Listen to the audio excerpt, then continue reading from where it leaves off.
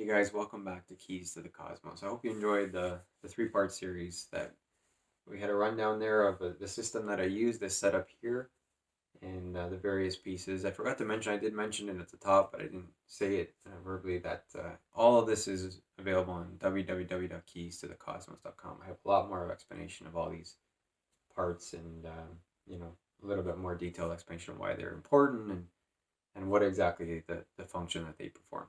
So you can check that out on keystothecosmos.com. But I wanted to make just a brief video about, so perhaps you haven't even gone out yet. You've said, okay, this looks like something I want to try. Maybe you've purchased some of this stuff or even a simpler kit with just a camera lens and tripod. But some of the things that I recommend you do before you really go out to do your first imaging session, because you want it to be as successful as possible. You're not going to create an amazing image the first time. Not likely. That's just not the way astrophotography works. There's a learning curve, and that's why the more you can learn, hopefully videos like this will help you. But there is something I would suggest before you go out and are determined to actually start imaging that you can do. So a couple things to consider. Are you taking pictures from your own yard, or are you traveling somewhere? If you're traveling somewhere, go there first. Make sure that the object you either want to shoot, and for that matter, even Polaris, which is the North Star that you need to use to polar align, especially if you're using a star tracker, is visible. If there's a building there, if there's a tree, that's going to be a problem, and you may want to pick another place.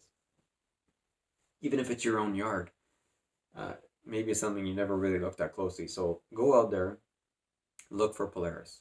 That's the first thing. If you don't have that visible, it's going to be a challenge. So start with that. Put together your kit. Make sure you're familiar with how it works. The star tracker runs the tripod. It's not complicated, but it's going to take you some time. If, like me, you never even use a DSLR, never mind a telescope, fiddle around with that. Get it attached, that uses an M48 thread attachment there. So make sure you have that. Here's a picture of what I'm talking about. These are cheap, but you're going to need that to attach the camera to the telescope. So you can fool around with that. If you did buy a light pollution filter like I recommended in my part 3 of my accessories upgrades, do you know how to put it in? What kind is it? Is it a clip-in filter for Canon? Is it a 2-inch round one that you need either to put in the focal reducer, or does it require another tray itself? These are all things you want to figure out first, because if you go to do it your first night, you're not going to get any imaging done at all. So go out there, look for Polaris, get your unit set up, see if you can find Polaris through the star tracker here. You look through the scope, are you able to find it? If not, that may take some time. That may be a bit of a challenge. How do you know it's Polaris? There's a lot of videos on how to polar align, so you can watch those, but it's something that each location, it's unique to you. You've never looked for it before, so it's going to take you some time to say, oh yeah, there it is there. Find it and be able to use that for polar aligning. So that's something that I would definitely say is important. Again, turning on the camera, finding focus, that will be something that might be tricky. As I mentioned in my accessories video, I would definitely recommend using this, but try it. See if you can get the hang of it. Put it on. Try it with different stars. How easy are you able to get that line right down the middle, or are you struggling with that? So take some time to do that. And then once you get all that set up, and turn on the star tracker and see, start with maybe a 30-second image, then a 45, a minute. See how are your stars. Are you getting pretty round stars? Are you getting, little blobs? Are you getting little, sometimes they almost look like exclamation marks? That's really bad. And if not, fiddle around with a Y. If you are, fiddle around with Y's. Maybe you didn't balance the unit properly. All that stuff, that alone, the first night can take you quite some time.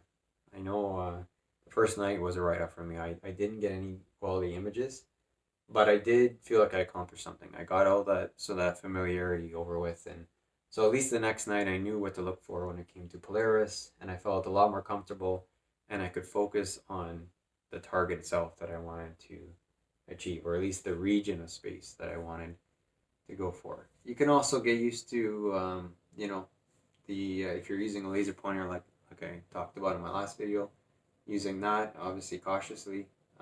Yeah, just all these things.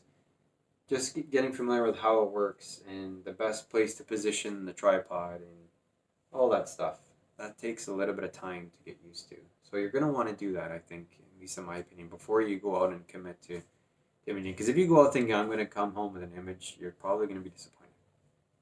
Yeah, you're probably going to be disappointed. If by chance you're able to get it all, maybe you've had a lot of cloudy weather and you've had time to do a lot of that, and you just have to worry about polar aligning. You might be able to start taking a few images. So what you could also do, on maybe a night where it's not completely clear, but there's enough that you can see stars and able to recognize constellations, is figure out what's in the sky at that time. Use an app like Stellarium. I want to do a video on preparation I do before I go out so that I make the best use of my time. But even just your first time, what's even in the night sky? What time of year is it?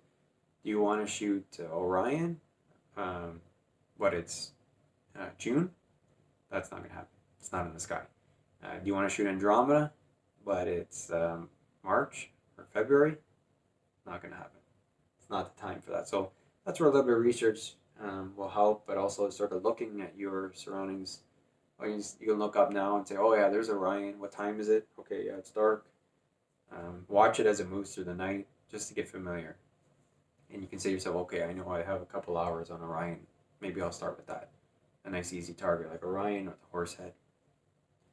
So all these things, there's just one less thing to worry about once you actually go to set up. And always, the earlier you can go out, the better. Sometimes it's hard with work and family and stuff, but give yourself time. Your first time out, go get it set up, even while it's light out. And then as the dusk starts and it starts to get dark, Polaris will pop out. You can find that, and then all those little things will go for a successful first night. So that's just a quick video I wanted to make. If you've been considering this, you've purchased a lot of the pieces, and now you're thinking about going out. It's like, well, what do I do first? Well, I recommend having a practice night. Even if it's not a perfectly clear night, it's even better. So you not feel like you're wasting a night. You could be imaging. Wait for that night where there's just a few clouds. You can still see Polaris here and there. You can still see stars, recognize constellations, and just get yourself familiar with the system, the setup. And then you can commit to having an imaging night. And then hopefully you'll be able to come home with something. Even if it's not the best, that's not what it's about, right? This is about simple astrophotography, using a simple setup, as little frustration as possible, and so you can enjoy it. Thanks, guys. I really appreciate you watching. As mentioned, feel free to like, subscribe, turn on notifications, and go to keystothecosmos.com. There's a lot more information on there. You can also purchase prints, things like that on the website, but there's more and more information that I'm adding every day that will sort of add to your growing knowledge base. Thanks again, guys. Take care. See you on the next one.